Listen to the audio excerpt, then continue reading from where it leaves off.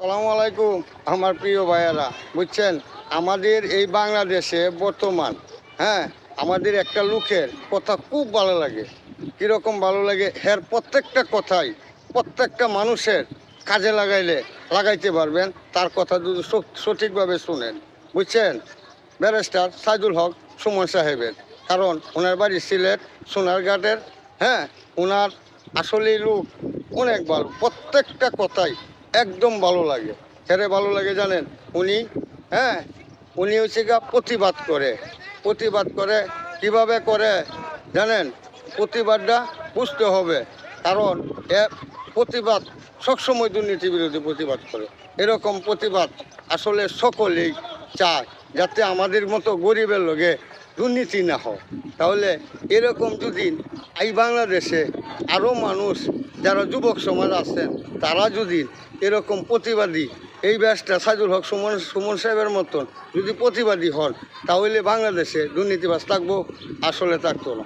তাহলে ওনার প্রত্যেকটা কথাই আমার কাছে কলজার মধ্যে লাগে। এরা জানেন, উনি আসলেই গরিবের পক্ষে কাজ করে।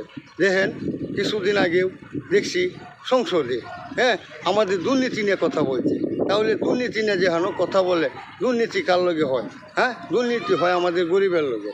আমরা গরিবই তো দুর্নীতি, কারণ গরিবের সাহস কম, শক্তি কম, এবং রাও করা যায় না।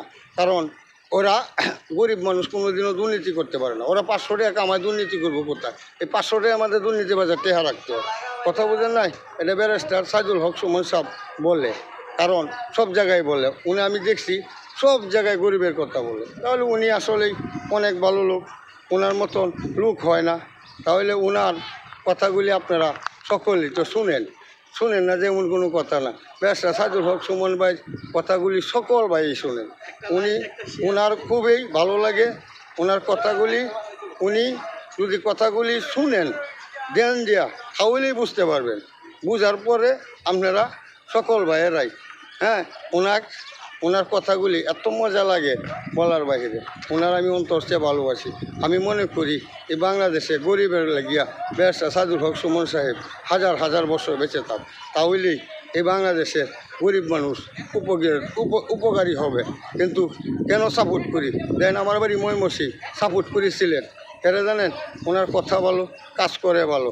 উনি খালি সোনারঘাটের কাজ করে না, পুরা বাংলাদেশের কাজ করতেছে। আমি কথাবার্তায় বোঝা যায় ইউটিউব বিভিন্ন চ্যানেলে, কারণ ওনার জিনিসগুলি ভালো লাগে।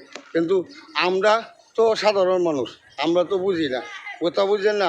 আর হয়েছে গিয়ে ব্যাকল স্যাকল মানুষ, হয়েছে বয়স। কথা বুঝছেন? তোমরা যুব সমাজ ওনার কথাগুলি শুনবা, ওনার কাজ কীভাবে করে সেগুলি দেখবা, তাহলেই এই দেশে দুর্নীতি থাকতো না। যারা যুবক ভাইয়েরা আসো, আর যুবক ভাইয়েরা যারা আসো, তারারই তো এগুলি সম্ভব। আর যদি যাতে দুর্নীতি দমন করা যায়, দুর্নীতি কেমনে কমানো যাবে, সেটা যুবক ভাইয়েরা যদি চিন্তা করো, তাহলেই এই দেশটা দুর্নীতিতে মুক্ত থাকবে। তাও এই হলো আমার কথা থেকে, আমার ভালোবাসার কথা তোমাদের কাছে বলছি। আর আমি যতটুকু বুঝি, আমাদের বাংলাদেশে বর্তমান একমাত্র বঙ্গবন্ধু কন্যা শেখ হাসিনা মাননীয় প্রধানমন্ত্রী গরিবের লেগে কান্দে। বুঝছেন? আর এখন দেখছি ব্যারিস্টার সাইদুল হক সুমন সাহেব গরিবের জন্য কথা বলেন, কারণ উনারই সাহস আছে। বাপের বেড়া একটা ব্যারিস্টার সাইদুল হক সুমন সাহেব, উনি একটা বেড়াই, কারণ সাহস আছে, আল্লাহ রহমত করছে, তার কাছে সাহস আছে। আমরা গরিবের সাহস নেই, কথা বলার সুযোগ নেই। কারণ কেন জানেন?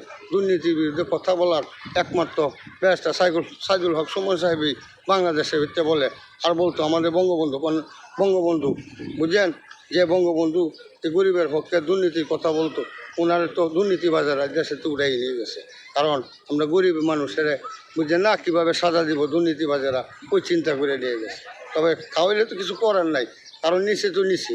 আমরা তো বহুদিন বুক করছি, যাতে ব্যারিস্টার সাইদুল হক সুমন সাহেব আপনারা সকলে সাপোর্ট করবেন, যাতে উনি হাজার হাজার বছর বেঁচে থাকতে পারেন। কারণ আমি দোয়া করি এই দেশে প্রজন্ম আছে, কইতে পারেন যে তুমি বুড়া বাড়া দরকারি।